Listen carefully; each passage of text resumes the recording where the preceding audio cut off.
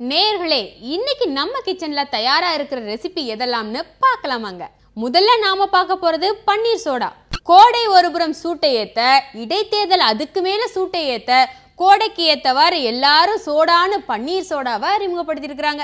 இந்த சோடா சாதாரண சோடா இல்லைங்க, இதில் 108 மூலிகைகளை போட்டிருக்கும்னு மூச்சு விடாம சொல்லி ரோட்டில் போறவங்க வர்றவங்கள்ட்ட எல்லாம் பெருமை பேசியிருக்காங்க.